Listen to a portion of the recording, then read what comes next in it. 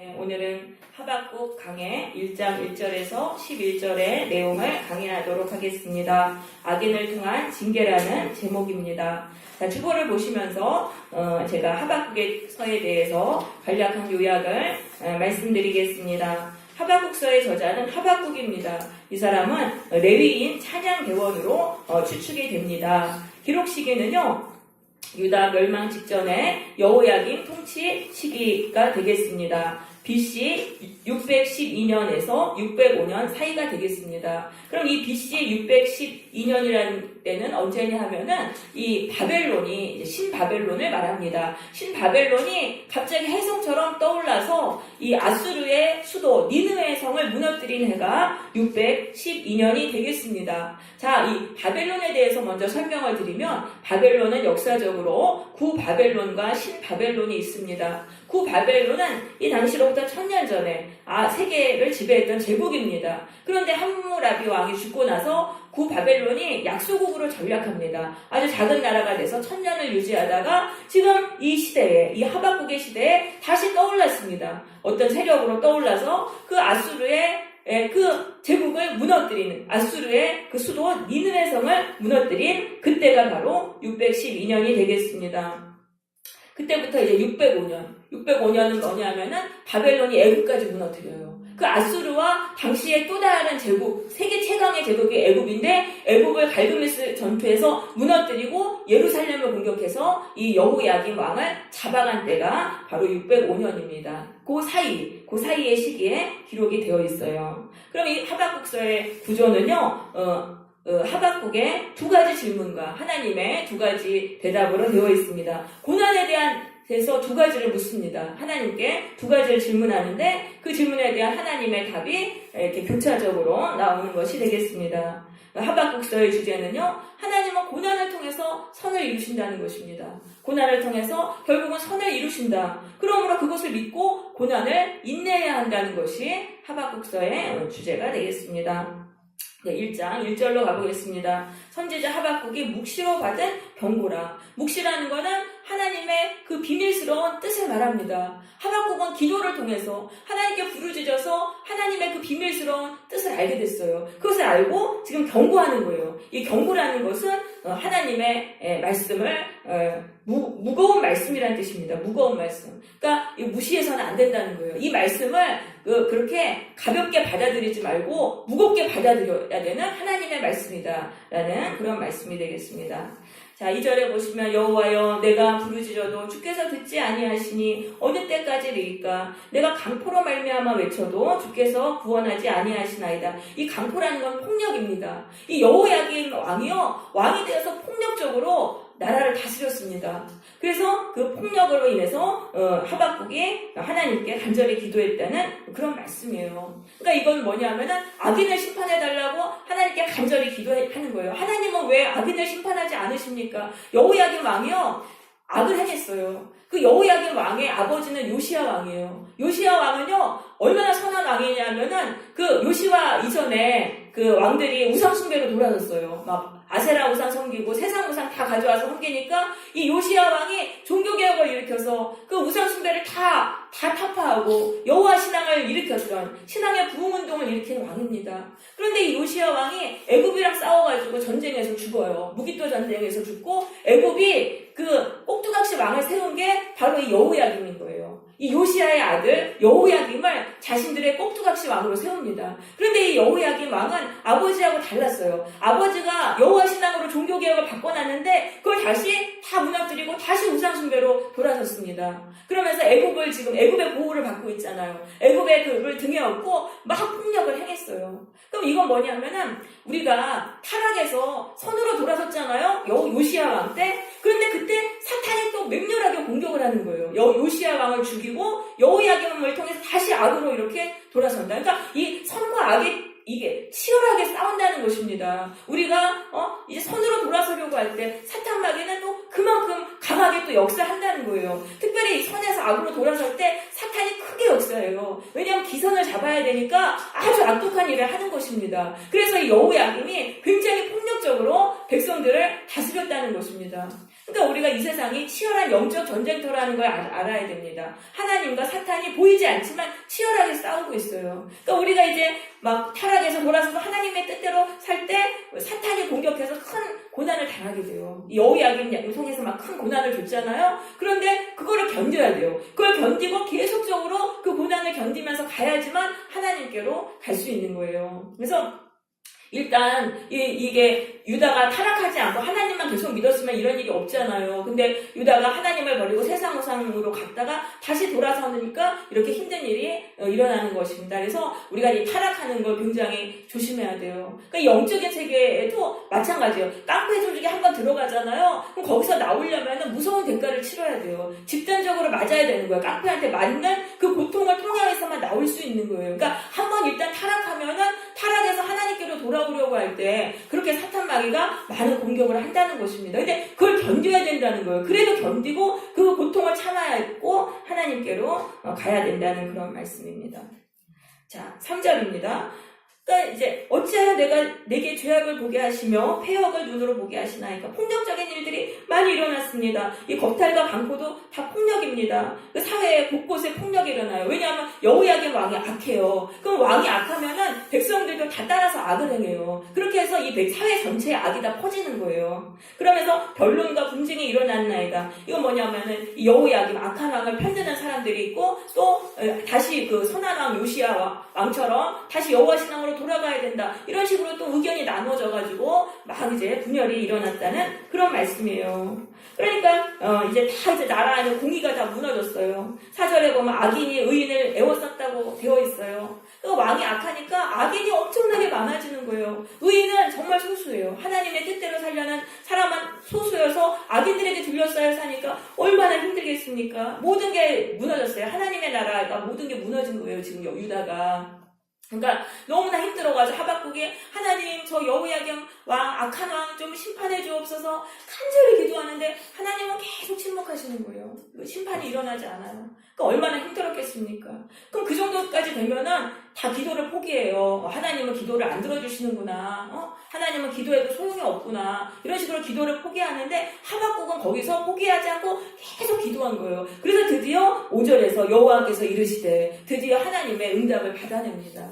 그러니까 우리가 힘들 때 그때 하나님께 우리가 기도를 하는데 기도해도 하나님이 응답을 안 주실 때가 있어요. 근데 그렇다고 멈추면 안 되고 그 기도는 응답 받을 때까지 해야 되는 거예요. 그래도 계속 기도하면 하나님의 응답을 주세요. 그러면 그 하나님이 주시는 그 약속의 말씀을 붙들고 그 고난의 때를 이겨나가야 되는 거예요. 그러니까 기도는 응답받을 때까지 하는 것입니다. 왜 기도해도 하나님 응답이 없습니까? 하나님은 그 침묵하셔도 계속 기도하면 하나님의 응답을 주신다는 거예요. 그럼 하나님이 지금 어떤 응답을 주셨냐면 5절에 보세요. 자, 놀랄 일을 내가 할 것이다. 내가 한 가지 일을 할 건데 너희가 믿지 못할 놀랄 일을 할 것이다. 그게 뭐냐면은 바벨론을 세계적인 제국으로 만드시는 그런 일이에요. 지금 여호야김을 심판하셔야 되잖아요. 그럼 여호야김 뒤에는 애굽이 있는 거예요. 여호야김이 그렇게 못되게 혼자서 할 수 없어요. 뒤에 애굽이라는 강한 세력을 등에 업고서 그 악을 행하는데 그럼 여호야김을 심판하려면 애굽을 먼저 쳐야 되잖아요. 그럼 세계적인 강국 애굽을 무너뜨리려면 이 바벨론을 제국으로 일으키셔서 바벨론을 통해서 애굽을 무너뜨리고 여호야김을 심판하시겠다는 그런 말씀입니다.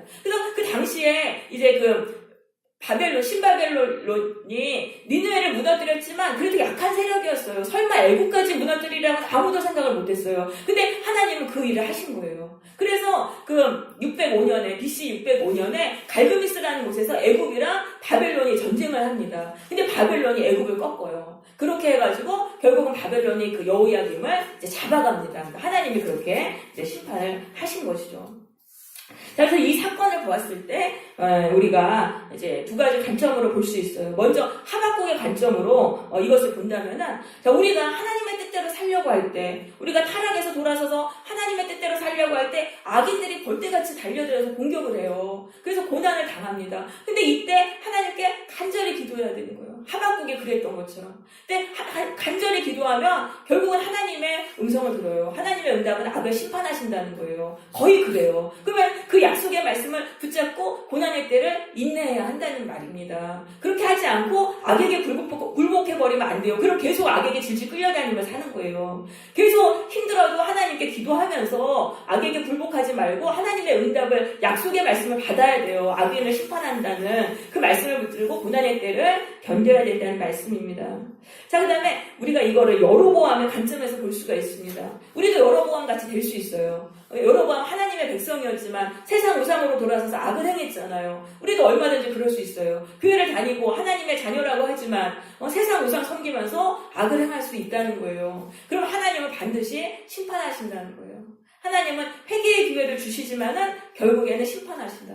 그럼 하나님의 하박국의 기도에 침묵하신 거는 여로보암에게 회개의 기회를 주시는 거예요. 회개의 기회를 주시기 위해서 참으신 거예요. 하지만 영원히 회개의 기회를 주시지는 않습니다. 하나님은 심판을 하세요. 그럼 내가 믿었던 게 다 무너지고 나는 이게 지켜주니까 나는 괜찮을 거야. 근데 하나님은 그걸 다 무너뜨리시는 거예요. 하나님이 심판을 작정하시면 내가 의지했던 게 모든 게 무너져서 한순간에 우리가 심판을 받게 된다는 그런 말씀인 것입니다. 그래서 우리가 하나님은 우리에게 참 긍휼이 많으시고 참아주시지만 영원히 참으시지는 않으세요. 그러니까 우리가 심판 당하기 전에 반드시 회개해야 돼요. 심판 당하기 전에 회개해야 됩니다. 자, 그럼 이 6절에서 그러면 이 여호야김을 심판할 바벨론이 어떤 자들인지를 설명하세요. 바벨론 어떤 자들인가? 6절에 보시면은 사납고 성급한 백성이다. 사납다. 아주 잔인한 민족입니다. 잔인한 민족이고 피정복민들을 아주 잔인하게 지배했습니다. 성급하다. 성격이 아주 급해요. 다혈질이에요. 다혈질인 사람이고 다혈질인 백성이고 어떤 사람들이에요? 자기 땅이 아닌 곳으로 가서 점령하는 갈대아 사람. 갈대아 사람은 바벨론 사람의 별명이에요. 그러니까 그 침략성이 아주 강하다. 남을 공격하는 공격성이 강하다. 여러분 이런 사람들을 그런데 그들을 일으켰다는 거는 하나님이 권세를 주셨다는 거예요. 이 바벨론에게 힘을 주셔서 세계의 제국이 되게 하셨다는 거예요. 왜? 여호야김을 심판하시기 위해서. 그러니까 여러분 그런 악한 사람이 있어요. 성격이 잔인하면서 급하면서 남을 공격하기 좋아하는 그런 사람이 있어요. 그런 사람이 힘이 없을 때는 덜 위험해요. 근데 그런 사람한테 권세가 힘이 강해지고 권력이 붙어서 힘을 갖게 되면 무서운 일이 일어나는 거예요. 그런 사람이 사탄의 도구가 되는 거예요.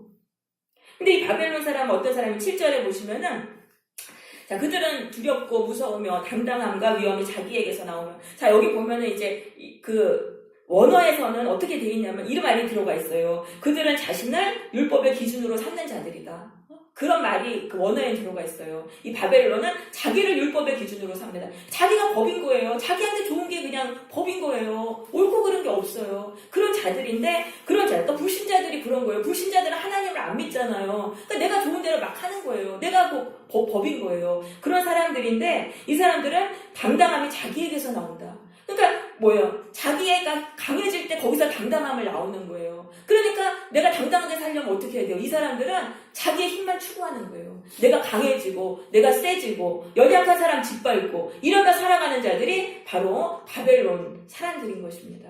근데 이게 하나님 믿지 않는 사람들 다 이렇게 살아가요. 하나님 믿지 않는 사람들은 자기 이름으로밖에 살 수가 없어요. 그렇잖아요. 내가 당당하게 살려면 내가 강해져야 되니까 약한 사람 짓밟고 피도 눈물도 없이 잔인하게 살아가게 되는 것입니다. 그 불신자들의 영이라는 거예요. 근데 우리가 하나님을 믿는 사람들은 하나님의 말씀이 있잖아요. 하나님 이렇게 하지 말아라. 이렇게 하면 심판한다. 죄에 대해서 알려주시니까 그렇게 악독하게는 못 사는 거예요. 왜냐하면 하나님의 심판이 두려우니까. 그렇게 살지도 못하고 그러니까 약한 사람한테 자기 힘으로 사는 게 아니고 또 하나님께 기도하면 하나님이 또 도와주시고 하니까 그 힘의 능력이 하나님께 있잖아요. 그러니까 사람들한테 그렇게 못되고 잔인하게 대하지 않게 되는 거예요. 그래서 이게 세상의 영과 성도의 영이 이렇게 다른 것입니다. 여러분 하나님을 믿는다는 굉장히 복이에요. 하나님을 믿으면 이런 사람들하고 이렇게 하나님을 의지하는 사람들하고 살기 때문에 인생이 편안한 거예요. 근데 불신자들하고만 둘려서 살잖아요? 그 불신자들은 다 자기 힘으로만 살아요. 그러니까 다 짓밟으면서 그렇게 사니까 나도 그렇게 살아갈 수밖에 없는 거예요. 이렇게 교회에 와서 하나님 의지하는 사람들하고 교제하며 살아가는 게 굉장히 큰 복입니다. 자, 그런데 이런 자들이에요. 근데 이런 사람들의 손에다가 지금 넘겨주시는 거예요. 여호야김을 넘겨주시는 거예요. 그 얼마나 무섭겠습니까? 그렇게 불신자, 피도 눈물도 없는 잔인한 사람의 손에 넘겨주시는 건 굉장히 큰 가혹한 징계를 받는 것입니다. 여러분, 하나님이 주시는 징계는 그렇게 힘들어도 하나님이 우리가 회개하시면 또 금방 풀어주세요. 그러니까 뭐 돈을 통해 징계하시거나 병을 통해 주신다거나 여러 가지 상황을 통해서 징계하시는 건 그나마 견딜 수 있어요. 근데 불신자한테 넘겨주셔서 그 사람의 손에서 징계받게 하는 것은 굉장히 무서운 일이라는 거예요. 근데 우리가 하나님의 말씀하셔도 순종하지 않으면은 그 다음 단계는 잔인한 불신자의 손에 넘겨주셔서 징계를 하신다는 그런 말씀입니다. 이거를 우리는 이제 두려워해야 되는 거죠. 그래서 다윗이 그때 나단 선지자가 인구조사했을 때 3가지 중에 벌 하나 선택하라 그랬잖아요. 그러니까 그 3가지가 뭐였습니까? 기근, 전염병, 그 다음에 원수에게 쫓기는 병. 그러니까 이 기근과 전염병은 하나님이 주시는 벌이에요. 근데 원수에게 쫓겨 도망치는 건 사람에게 당하는 벌이잖아요. 그러니까 다윗은 나는 하나님께 받는 벌을 택하겠다 그랬잖아요. 사람의 손에 붙여주는 게 너무나 무서우니까. 그러니까 우리는 그렇게 되기 전에 회개해야 된다는 그런 말씀입니다.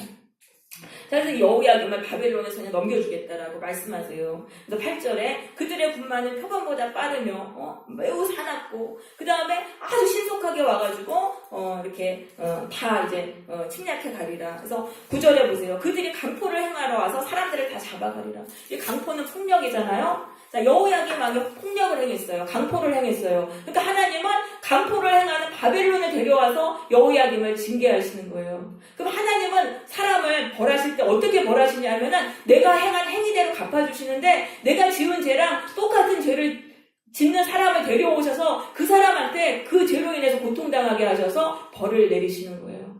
하나님은 그렇게 하시는 거예요.